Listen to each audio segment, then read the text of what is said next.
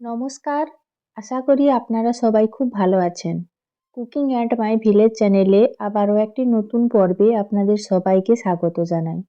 আবারও নতুন রান্নার ভিডিও নিয়ে আপনাদের সামনে চলে এসেছি। আপনারা ভিডিওটি শেষ পর্যন্ত দেখতে থাকুন, আর ভিডিওগুলি যদি আপনাদের ভালো লেগে থাকে সাবস্ক্রাইব করে পাশে থাকুন।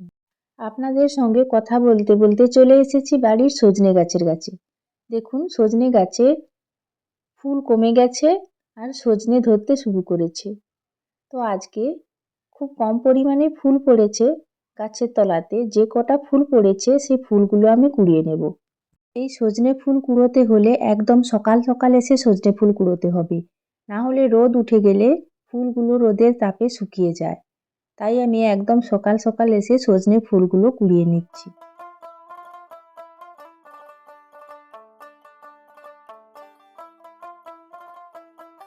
যে কটা সজনে ফুল পড়েছিল কুড়িয়ে নিয়েছি। দেখুন, সজনে ফুলের মধ্যে সজনে গাছের পাতা, ডাল অনেক কিছুই আছে, এগুলো বাছতে হবে। সজনে ফুলগুলো কিন্তু দেখতে খুব সুন্দর লাগছে। এবার বাড়ির দিকে যাব সজনে ফুলগুলো নিয়ে। সকালবেলা যে সজনে ফুলগুলো কুড়িয়েছিলাম সেগুলোকে খুব ভালো করে বেছে নিয়েছি আর ধুয়ে পরিষ্কার করে নিয়েছি। এই সজনে ফুল দিয়ে ঘরোয়া পদ্ধতিতে পকোড়া বানাবো। আপনারা ভিডিওটি শেষ পর্যন্ত দেখতে থাকুন, আর আমি কিভাবে সজনে ফুলের পকোড়া ঘরোয়া পদ্ধতিতে তৈরি করি ভিডিওটি দেখুন।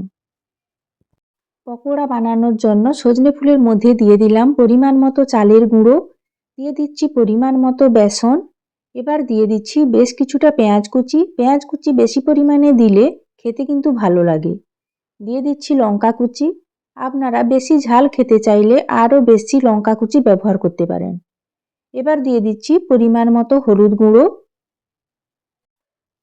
দিয়ে দিচ্ছি পরিমাণ মতো লবণ, দিয়ে দিচ্ছি সামান্য পরিমাণে কালো জিরে। কালো জিরে দিলে খেতে ভালো লাগে। এবার অল্প অল্প করে জল দিয়ে আমি সব কিছু খুব ভালো করে মাখিয়ে নেব।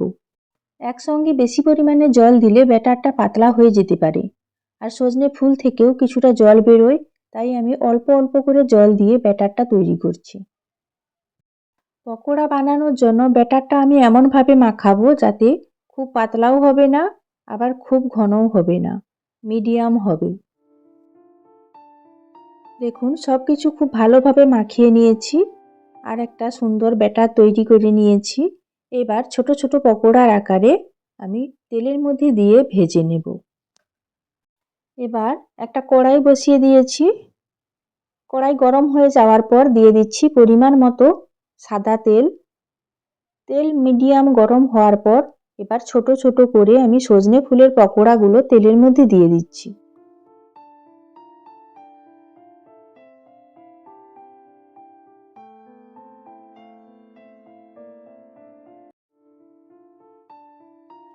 এবার আপনারা দেখতেই পাচ্ছেন পকোড়াগুলোর একদিক বেশ কিছুটা ভাজা হয়ে গেছে। এবার আমি খুন্তি দিয়ে আস্তে আস্তে নাড়াচাড়া করে পকোড়াগুলোকে আমি উল্টে দেব। তো আমি মিডিয়াম আঁচে পকোড়াগুলো ভাজছি। খুব বেশি আঁচ দিলে কিন্তু পকোড়াগুলো ওপর থেকে পুড়ে যাবে আর ভেতরটা কাঁচা থেকে যাবে। তাই আমি মিডিয়াম আঁচে উল্টে পাল্টে পকোড়াগুলোকে ভেজে নিচ্ছি।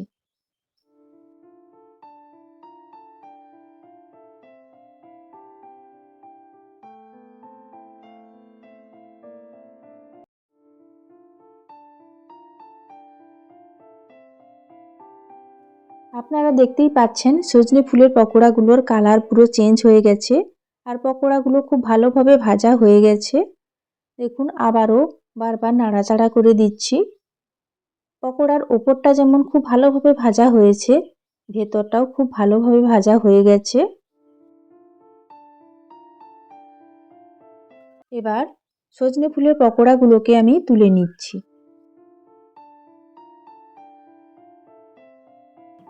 আবারও একইভাবে পকোড়াগুলোকে আমি তেলের মধ্যে দিয়ে দিয়েছি।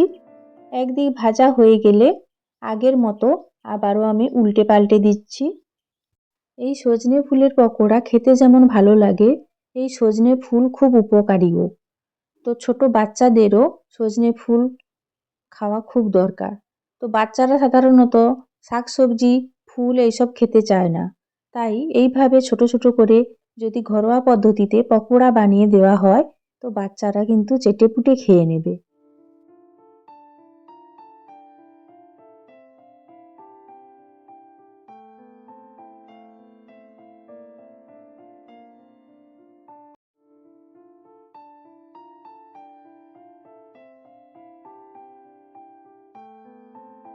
আবারও সজনে ফুলের পকোড়াগুলো খুব ভালোভাবে ভাজা হয়ে গেছে। এবার আমি তুলে নিচ্ছি। এইভাবে আপনারা বাড়িতে ঘরে থাকা উপকরণ দিয়ে সজনে ফুলের পকোড়া বানিয়ে খাবেন, খেতে খুব ভালো লাগে। আর এই পকোড়া ভাতের সঙ্গেও খেতে ভালো লাগে, সস দিয়ে খেতে ভালো লাগে, আবার চায়ের সঙ্গে বা মুড়ির সঙ্গেও গরম গরম সজনে ফুলের পকোড়া খেতে কিন্তু খুব ভালো লাগে। আশা করি ভিডিওটা আপনাদের ভালো লেগেছে। আর যদি ভালো লেগে থাকে তাহলে লাইক, শেয়ার ও কমেন্ট করতেও ভুলবেন না।